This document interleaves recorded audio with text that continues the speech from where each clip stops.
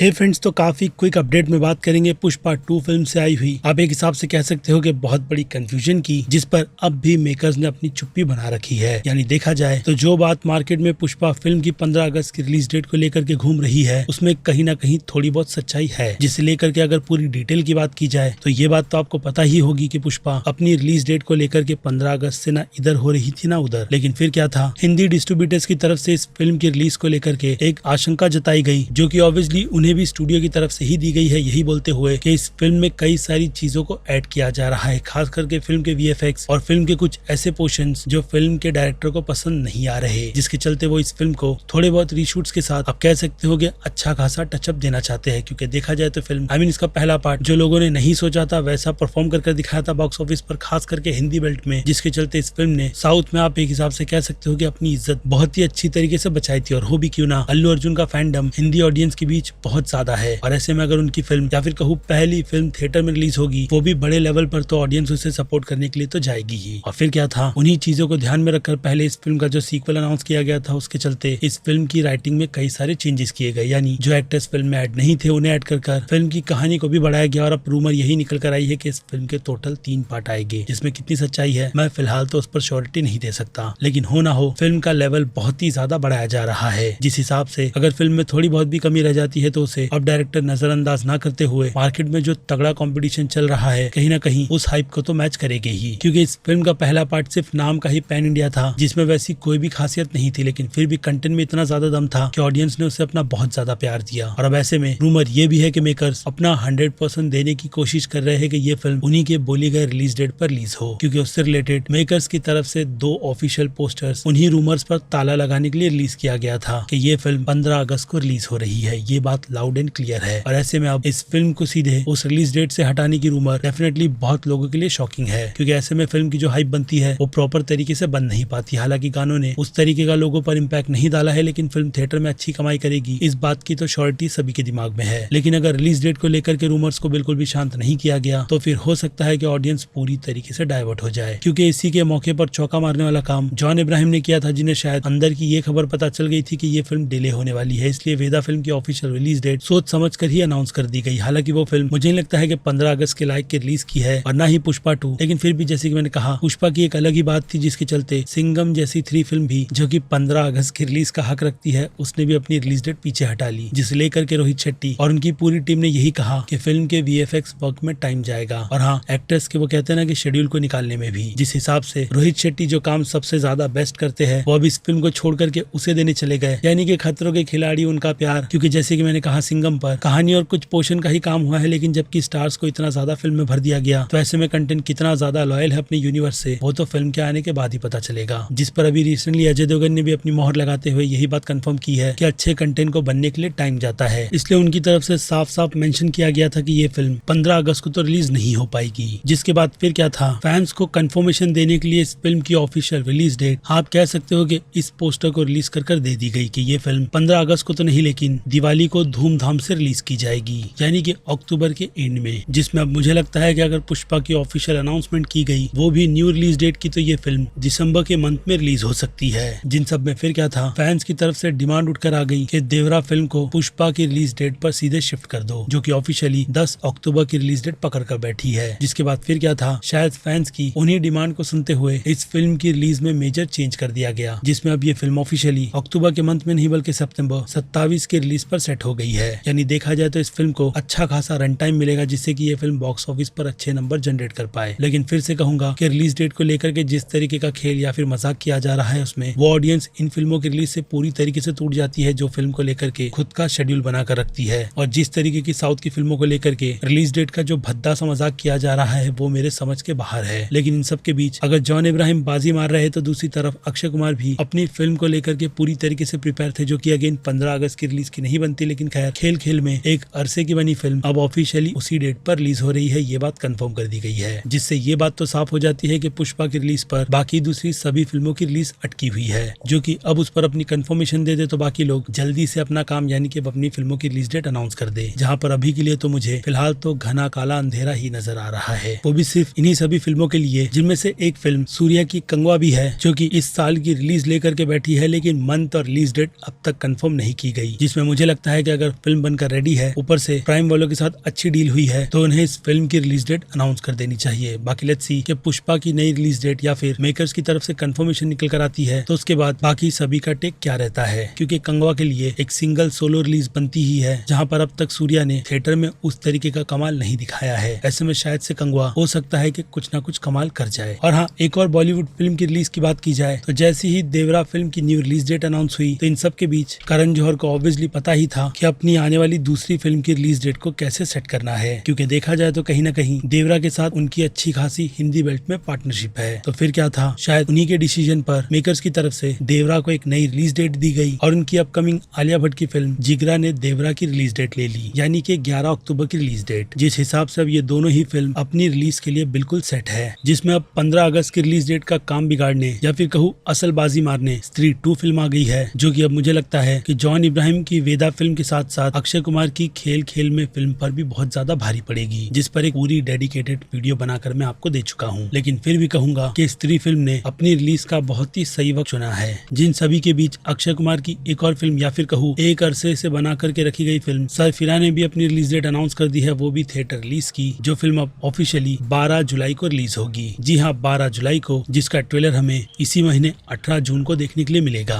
जिन सब पर अब फिर क्या, आप अपनी राय मुझे कमेंट में लिख कर बताइएगा, क्योंकि अब वक्त है मेरी तरफ से इस वीडियो का यहीं पर दी एंड करने का। बाकी मैं हूँ Aziz, movie stock show channel like share subscribe भूलना मत। मिलूंगा जल्दी दूसरी किसी वीडियो में। Till then bye.